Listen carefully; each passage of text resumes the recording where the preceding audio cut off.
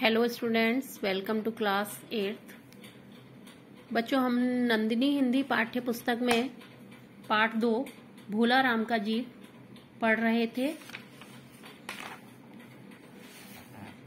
और हमने इसमें पढ़ा था कि किस तरीके से एक भोला राम नाम का जो आदमी होता है वो मर जाता है और लेकिन उसको जो यमदूत लेने आए थे वो उसको ले जा नहीं पाए क्योंकि वो उनके हाथ से छूट गई थी उसकी आत्मा और वो कहीं गायब हो गई थी। क्योंकि वो ढूंढते ढूंढते उसने पूरा ब्रह्मांड ढूंढ लिया लेकिन परेशान हो गया था।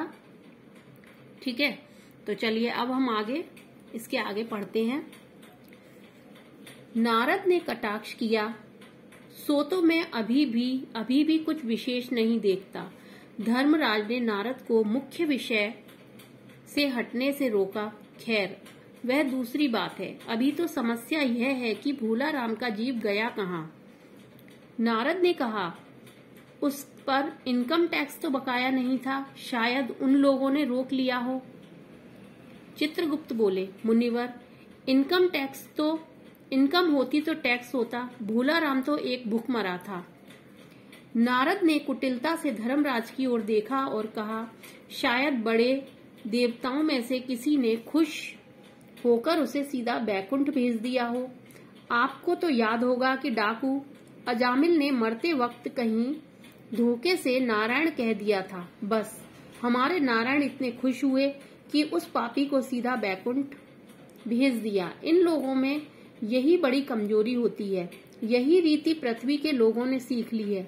वे भी चापलूसों और रिश्तेदारों को बड़ी निर्लज्जता से ऊपर चढ़ाते हैं। मंत्रियों का रिश्तेदार या पिछलग्गू ऊंचे से ऊंचे पद पर प्रतिष्ठित कर दिया जाता है और योग्य आदमी मुंह देखते रहते हैं। यमदूत ने सूचित किया कि वह स्वयं बैकुंठ में भोला राम के जीव की खोज कर आया है। तब नारद ने धर्मराज से कहा, तो फिर मैं ही एक बार भूलोक का भ्रमण कराऊं, वहां पूछताछ से कुछ पता लग सकता है। अच्छा, मुझे इस आदमी का पता ठिकाना तो बताओ। चित्रगुप्त ने रजिस्टर की सहायता से बतलाया, उसका नाम भोला राम था। जबलपुर शहर के धर्मापुर मोहल्ले में नाले के किनारे एक 1.5 कमरे के टूटे मकान में वह सब परिवार रहता था। परिवार में एक स्त्री, 2 लड़के तथा 1 लड़की थी। मृत्यु के समय अवस्था 65 वर्ष 2 माह 3 दिन। सरकारी नौकरी पर था। रिटायर हुए लगभग 5 साल हो गए थे। माँ बेटी के सम्मिलित रुदन से नारद भोला राम का मकान पहचान गए। द्वार पर नारायण नारायण की आवाज लगाई। लड़की ने बिना देखे ही कहा, आगे जाओ महाराज। नारद ने कहा, मुझे भिक्षा नहीं चाहिए बेटी, मुझे भोला राम के बारे में कुछ पूछताछ करनी है। जरा अपनी माँ को बाहर भेजो। भोला राम की स्त्री बाहर आई। नारद ने पूछा, माता, भोला राम को क्या बीमारी थी? स्त्री ने कहा, क्या बीमारी बताऊं? महाराज, गरीबी की बीमारी थी। 5 साल हो गए पेंशन पर बैठे, पर पेंशन के नाम पर 1 फूटी कौड़ी भी नहीं मिली। हर 10-15 दिन में एक दरख्वास्त देते थे, पर अक्सर तो जवाब आता ही नहीं था, और आता था तो यही कि विचार हो रहा है। मेरे तन की एक कील बेच खाई। अब बर्तनों की बारी आ गई थी। घुलते घुलते भूखे मरते मरते उन्होंने प्राण दे दिए। नारद ने सहानुभूति से कहा, क्या करोगी माता, इतनी ही उम्र थी। स्त्री ने कहा, ऐसा तो मत कहो साधु महाराज, उम्र तो बहुत थी। पेंशन मिलती तो वे अभी कई साल और जीते। दुख कथा सुनने की नारद को फुर्सत नहीं थी। उन्हें तो उसके जीव का पता लगाना था। पूछा, क्यों माता, क्या भोला राम का किसी से विशेष प्रेम लगाव था? प्रेम लगाव तो बाल बच्चों से ही होता है महाराज।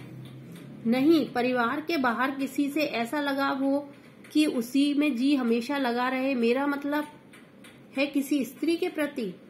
स्त्री ने गुर्रा कर नारद की ओर देखा। नारद कांप गए। स्त्री ने के क्रोध के प्रभाव को जानते थे। वह कहने लगी, और कुछ मत बको, साधु हो, कोई लुच्चे लफंगे नहीं हो। देवता थे वे, कभी किसी दूसरी औरत की तरफ आंख नहीं उठाई। नारद ने मुस्कुराकर कहा, माता, तुम्हारा यही सोचना ठीक है। इसी भ्रम पर सुखी गृहस्थी टिकी हुई है। अच्छा मैं चला। वह व्यंग समझी नहीं। भारतीय नारियों की नासमझी वाली परंपरा ने नारद को बचाया। स्त्री ने उन्हें रोककर कहा, आप तो साधु महात्मा हो, कुछ ऐसा नहीं कर सकते कि उनकी अब तक की पेंशन जल्दी ही मिल जाए? इन बच्चों का पेट भी तो भरना है। नारद ने कहा, माँ मेरी बात कौन मानेगा? मेरा कोई मठ भी तो नहीं है जो लोग मेरी बात माने। खैर मैं सरकारी दफ्तर जाऊंगा और कोशिश करूंगा। विशाल इमारत में सरकारी दफ्तर था। एक कमरे में बैठे बाबू के पास जाकर नारद ने भोला राम के केस के बारे में पूछताछ की। बाबू ने कहा, हाँ भोला राम की दरखास्तें तो आती रहती थीं, परंतु उन पर वजन नहीं होने के कारण वे उड़ जाती थीं। नारद ने टेबल पर पड़े एक पेपर वेट को दिखाते हुए कहा, इससे क्यों नहीं दबा दी? बाबू हंस पड़ा और बोला, आप नए नए ही सन्यासी हुए हैं, मामूली साधु हैं आप, वरना दफ्तरों की बातें समझते। शंकराचार्य लोग तो गद्दी के लिए कचहरी में मुकदमे लड़ते हैं और आप यह भी नहीं जानते कि दरखास्तों पर कैसा वजन रखा जाता है। खैर उस कमरे में चले जाइए। जो बाबू था वो उसका रिश्वत की तरफ इशारा था। नारद उस कमरे वाले बाबू के पास गए। उसने तीसरे के पास भेजा, तीसरे ने चौथे के पास। नारद 25-30 कमरों में घूम आए। तब खड़े खड़े सोचने लगे, शायद नए आदमी को घुमाकर पूरा दफ्तर दिखा देने की प्रथा है यहाँ। पास खड़े चपरासी ने कहा, साधु बोला, इस तरह तो सालों चक्कर काटोगे तो भी काम नहीं होगा। आपने क्यों ये झंझट सिर पर ले लिया? ऐसा करो, सीधे बड़े साहब के पास चले जाओ। उन्हें अगर खुश कर लिया तो फौरन काम हो जाएगा। तो स्टूडेंट्स आपने देखा कि किस तरीके से जो सरकारी दफ्तर होते हैं उसमें किस तरीके से लोगों को घुमाया जाता है, एक जगह से दूसरे, इधर जाओ उधर जाओ, इस तरीके से ही उसको बहुत दिन लग जाते हैं घुमाने में। और इसी तरीके से उन्होंने नारद जी को भी घुमा दिया। यहाँ पर दिखाया है कि सरकारी दफ्तरों में भी किस तरीके से भ्रष्टाचार चलता है। और एक बाबू ने जैसा कि कहा कि दरखास्तों पर वजन नहीं था, उसका जो इशारा था वो रिश्वत की तरफ था। तो ये एक जो हरिशंकर परसाई जी हैं जिन्होंने ये व्यंग लिखा है, तो इन जो सरकारी दफ्तर होते हैं उन पर भी एक व्यंग किया है उन्होंने। चलिए अब इसके बाद हम जो आगे का चैप्टर है उसकी रीडिंग हम आगे वाले अपने इससे आगे की वीडियो में करेंगे। ओके।